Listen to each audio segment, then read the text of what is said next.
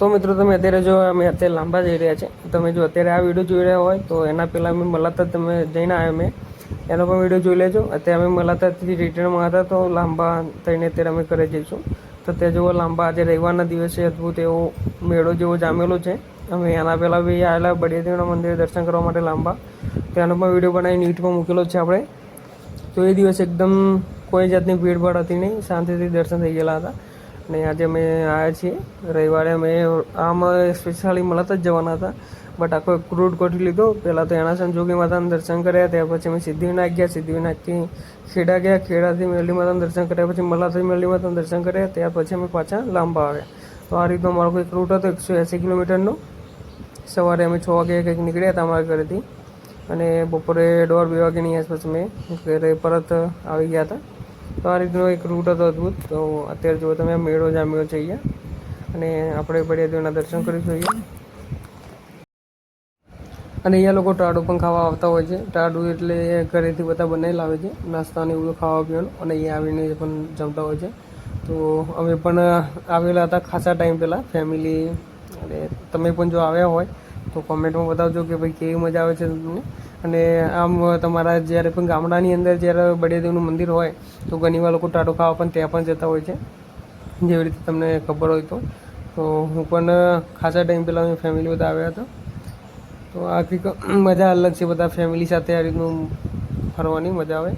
તો તમે પણ જો આવવા માંગતા હોય તો આ અદ્ભુત એવું મંદિર છે લાંબા, અસલાલી એરિયો જેવો લાગી જાય છે. તો તમે પણ જરૂર આવજો. અહીંયા જો અહીંયા ફ્રી પાર્કિંગ છે એ લાંબા તરફથી, જે ટ્રસ્ટી તરફથી અહીંયા પાર્કિંગ છે. અને રસ્તામાં બીજું પણ પાર્કિંગ હતું જે જગ્યાએ ટિકિટ લઈને તમારે પાર્કિંગ કરવાનું હતું. તો આ જો તમે મેળો જ્યારે રવિવાર કે એવો કંઈક દિવસ હોય તો આ રીતના આટલી બધી ભીડ તમને મેળા જેવું જોવા મળશે. અમે ઓલરેડી એકવાર આવેલા તેનો વિડીયો પણ યુટ્યુબ પર છે. એકદમ શાંતિથી દર્શન થયા હતા. આજે જોઈએ કેમના દર્શન થાય છે. અને અહીંયાનું ચવાણું અને લાડવા ઘણા પ્રખ્યાત છે, તો આપણે ત્યાંનો પણ મોજ માનીશું. ચલો અત્યારે દર્શન કરવા જઈએ. અહીંયા જુઓ તમે ચારે કોર તમને નકરું પબ્લિક જ દેખાય છે. આજે એકદમ મેળા ટાઈપ છે. આજે અંદર જઈને દર્શન કરીશું.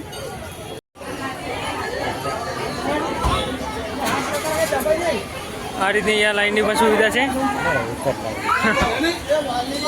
ઠંડો એવું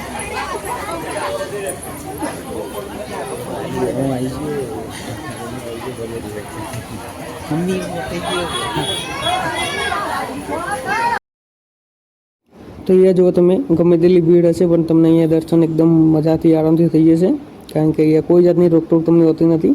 અહીંયા તમે વિડીયો પણ ઉતારો કે મોબાઈલમાંથી ફોટા પાડો તો પણ તમને કોઈ બોલશે નહીં. બસ ખાલી કોકને તમે હેરાન ના થાય એ રીતનું તમે શાંતિથી સાઈડમાં રહીને તમે તમારી રીતે વિડીયો શૂટિંગ કે ફોટોગ્રાફી કરી શકો છો. તો અહીંયા તમારે તમારું સામાનનું ખાસ ધ્યાન રાખવાનું, કારણ કે જ્યારે એકવાર હું મારા મમ્મીને બધા આવ્યા તમે ત્યારે આખું પાકીટ ચોરી થઈ ગયું હતું. અને તમે જો એમટીએસ કે એમટીએસની અંદર આવતા હોય ચાલુ સાધનની અંદર તો ખાસ ધ્યાન આપજો, કારણ કે અમે એ વખતે એમટીએસની અંદર જ આવ્યા હતા અને એવું થયું હતું ઘટના.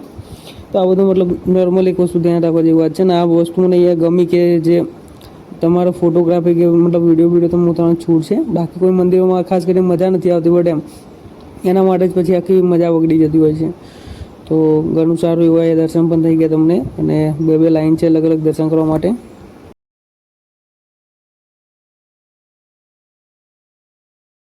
મંદિરના દર્શન કર્યા બાદ અહીંયા જુઓ તમે મંદિરની જે ચારે કોર છે, આપણે જે ભગવાનને બિરાજમાન કરે છે એનું જે ચારે કોરનું જે એરિયા છે તે અહીંયા જો શણગારેલ કેટલું અદ્ભુત એવો ભગવાનના ચિત્રો વર્ણન કરેલા છે. તથા અહીંયા જો તો આ રીતનું હતું. અને ત્યારબાદ અહીંયાથી અમે બહાર નીકળશું.